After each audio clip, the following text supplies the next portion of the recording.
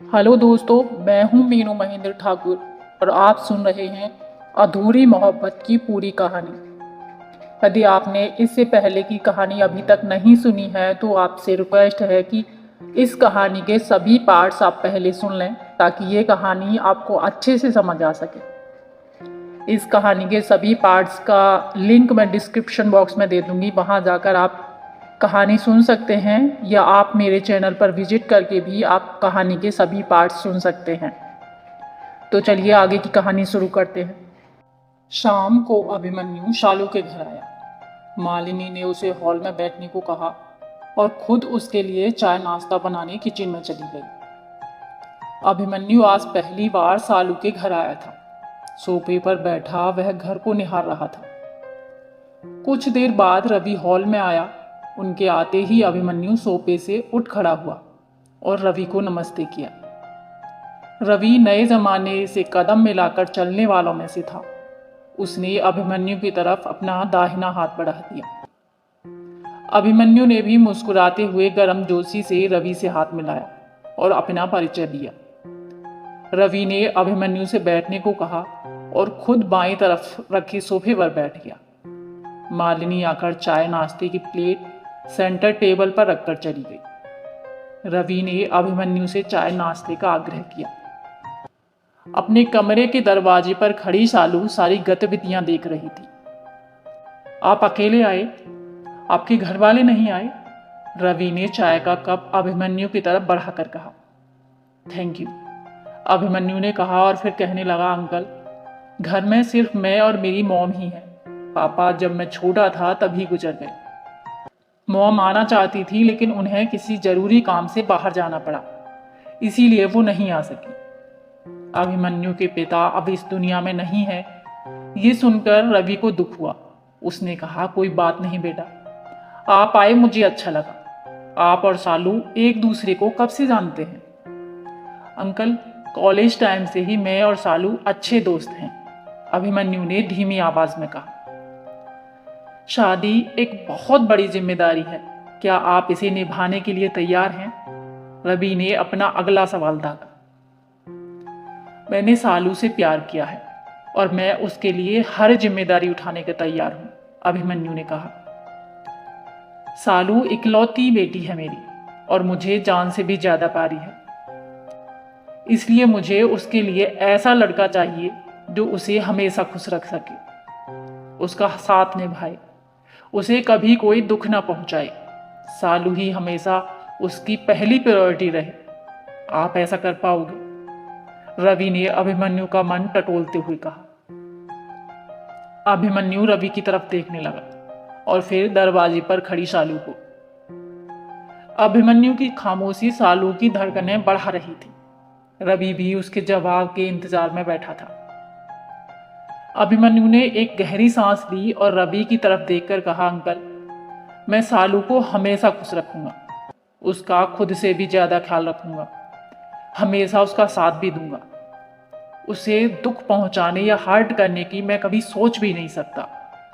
लेकिन मेरे लिए मेरी फर्स्ट प्रायोरिटी सालू नहीं, मेरी मॉम रहेंगी।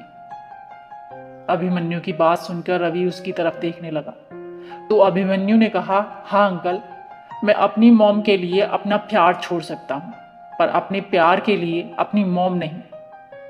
पापा के जाने के बाद उन्होंने कभी मुझसे उनकी कमी महसूस नहीं होने दी। उन्होंने माँ और पिता दोनों का फर्ज निभाया। मुझे प्यार देने के मामले में उन्होंने कभी कोई समझौता नहीं किया। ये सच है कि मैं सालू से बहुत प्यार करता हूँ और उससे शादी करना चाहता हूँ, लेकिन मैं अपनी मॉम को उससे भी ज्यादा चाहता हूँ, कहकर अभिमन्यु चुप हो गया। रवि चुपचाप उसकी बातें सुनते रहे और फिर मुस्कुराकर कहा, आजकल लोग अपने प्यार के लिए अपने माँ बाप तक को छोड़ देते हैं या कई बार अपने स्वार्थ के लिए झूठ बोल देते हैं, लेकिन आपने ऐसा नहीं किया और साफ साफ अपनी बात रखी। मुझे आपका साफ साफ बात करने का तरीका बहुत पसंद आया अभिमन्यु। आपकी माँ बहुत लकी हैं जिन्हें आप जैसा बेटा मिला। मैं बहुत खुश हूं कि सालू ने आपको अपने जीवन साथी के रूप में चुना।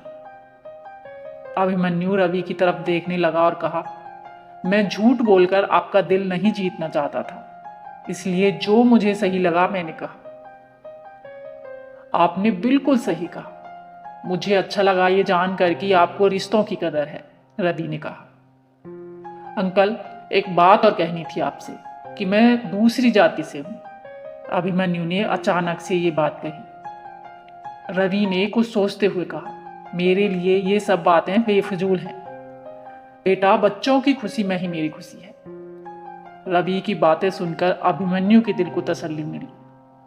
रवि ने सालू और मालिनी को वहां बुलाया और सब बातचीत करने लगे। कुछ देर बाद अभिमन्यु ने जाने की इजाजत मांगी और सोफे से उठा। अभिमन्यु, मैं आपकी माँ से मिलकर आपकी और सालू की शादी के बारे में बात करूंगा, रवि ने कहा। जी अंकल, आप जब चाहें तब घर आ सकते हैं। मॉम आपसे मिलकर बहुत खुश होंगी, अभिमन्यु ने मुस्कुराकर कहा और दरवाजे की तरफ बढ़ गया। अभिमन्यु, रवि ने जाते हुए अभिमन्यु को आवाज दी। जी अंकल। आज के बाद कभी ये मत कहना कि तुम्हारे पिता नहीं हैं, रवि ने भावुक होकर कहा। अभिमन्यु की आंखों में नमी तैर गई। उसने आगे बढ़कर रवि के पैर छुए और सबको बाय कहकर चला गया। एक सप्ताह के बाद रवि शाम को अभिमन्यु के घर पहुंचा। दरवाजा अभिमन्यु ने खोला। रवि को सामने देखकर वह बहुत खुश हुआ। उसने बड़े आदर से रवि को घर के अंदर आने को कहा और हॉल में आकर बैठ गए। घर का नौकर पानी के गिलास रखकर चला गया। अभिमन्यु ने रवि से कंफर्टेबल होने को कहा और खुद उठकर शैलजा को बुलाने चला गया। रवि सोफे पर बैठा सरसरी निगाहों से घर का निरीक्षण करने लगा। कुछ देर के बाद अभिमन्यु आया और रवि से कहा, अंकल, मोम बस कुछ देर में आ रही हैं, तब तक आप कॉफी या चाय लीजिए। कहकर अभिमन्यु ने कॉफी का कप रवि की तरफ बढ़ा दिया। रवि कॉफी पीने लगा। तभी अभिमन्यु का फोन बजा और वो बात करता हुआ साइड में चला गया। अगले ही मिनट वो परेशान सा वापस आया और रवि से कहा, सॉरी अंकल, मुझे किसी जरूरी काम से अभी ऑफिस जाना पड़ेगा। आप रुकिए, मॉम अभी आती होंगी।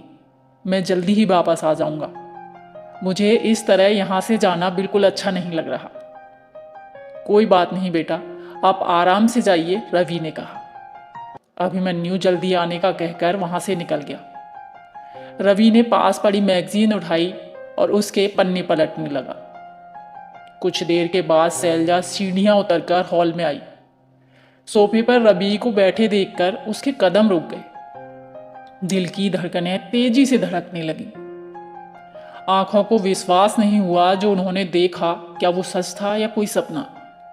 दिमाग में ख्यालों के सैकड़ों हथौड़े जैसे एक साथ वार कर रहे थे। रवि अभी भी मैगजीन के पन्ने पलटने में व्यस्त था। अचानक उसकी नजर सामने खड़ी शैलजा पर गई। रवि ने मैगजीन बंद करके टेबल पर रख दी और खड़ा हुआ। उसे यकीन नहीं हुआ कि शैलजा उसके सामने खड़ी थी। उसने देखा वही चेहरा, बस आंखों पर नजर का चश्मा लग गया है। काले गहरे बालों में अब कुछ सफेद बाल झांकने लगे हैं। आंखों में उदासी के साथ साथ नफरत अब भी नजर आ रही थी। शरीर पहले से कमजोर नजर आ रहा था। रवि एकटक शैलजा को देखे जा रहा था। शब्द जैसे उसके हलक में जम गए थे। वो कुछ बोल नहीं पाया। यही हाल शैलजा का था। उसे लगा जैसे जुबान को लकवा मार गया हो। शब्द उसके गले में ही अटक गए थे। जिसे इस जन्म में वो देखना तक नहीं चाहती थी, उसके सामने खड़ा था।